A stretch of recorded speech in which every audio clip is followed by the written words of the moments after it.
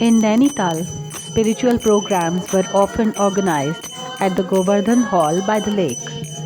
One afternoon, 3 or 4 days after I met Ma for the first time at Kenchi, Mummy and I were going to attend one of those events. We were carrying with us a beautiful length of red velvet edged with gold for the altar at Govardhan Hall, where Maharajji's photograph was kept.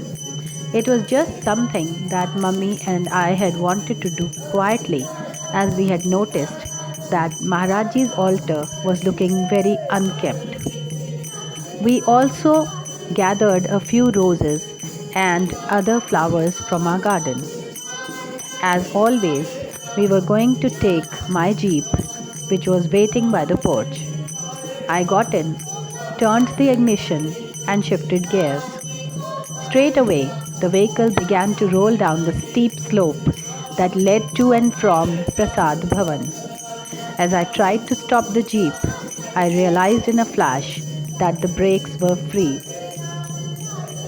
Mummy was sitting next to me, and my instant decision was to ram the car into the horse chestnut tree that stood before the main gate, so as to avert a great disaster.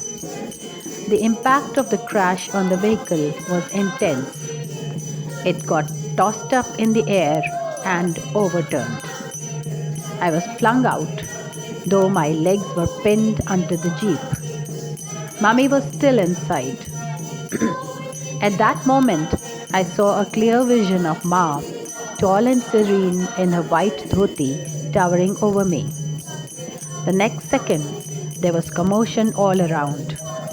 Almost magically, 10 or so men came running in from the street. Together, they lifted the vehicle and pulled me out first and then rescued Mummy. All members of the household had come rushing out in the meantime. After the initial shock had waned, we discovered that Mummy only had a small scratch on her forehead, and I had a little pain in the upper back. We walked back to the house. For hours after, my mind kept circling back to that moment when I was trapped under the jeep. I had been convinced that it was my time. And then I saw Ma. There was no doubt any longer. Ma was here to save me. Nainital में अक्सर झील के किनारे Govardhan hall में आध्यात्मिक कार्यक्रम आयोजित किए जाते थे। एक दोपहर 3 या 4 दिन बाद जब मैं पहली बार कैंची में माँ से मिली तो मम्मी और मैं इनमें से एक कार्यक्रम में शामिल होने जा रहे थे।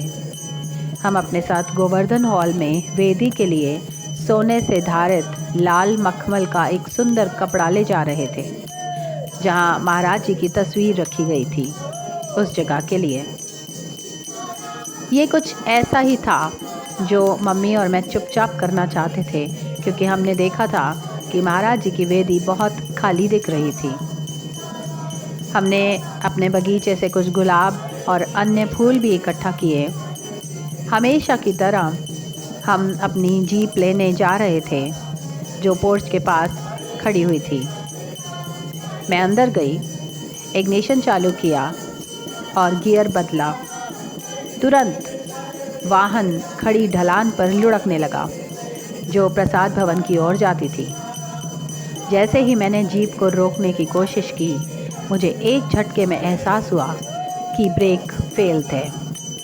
मम्मी मेरे बगल में बैठी थी और मेरा तुरंत यही फैसला था कि मैं कार को पेड़ से टकरा दूं, जो पेड़ मुख्य द्वार के सामने था, ताकि एक बड़ी आपदा को टाला जा सके। दुर्घटना का प्रभाव वाहन पर बहुत ज़ोरदार था। वो हवा में उछलकर पलट गई। मैं बाहर गिर गई थी, हालांकि मेरे पैर जीप के नीचे ही दबे हुए थे। माँ अभी भी अंदर थी। उस समय मैंने सफ़ेद धोती में लंबी और निर्मल माँ की स्पष्ट छवि देखी। अगले ही पल चारों तरफ हंगामा मच गया। लगभग जादुई रूप से लगभग 10 आदमी गली से भागते हुए आए। सबने मिलकर गाड़ी उठाई और पहले मुझे बाहर निकाला और फिर मम्मी को छुड़ाया।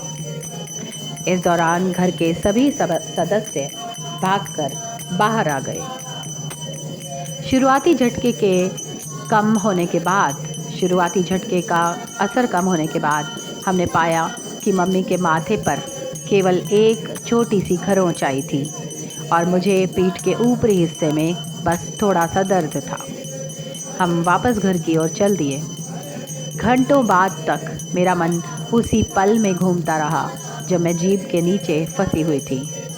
मुझे यकीन हो चला था कि यह मेरा समय है, आ गया है।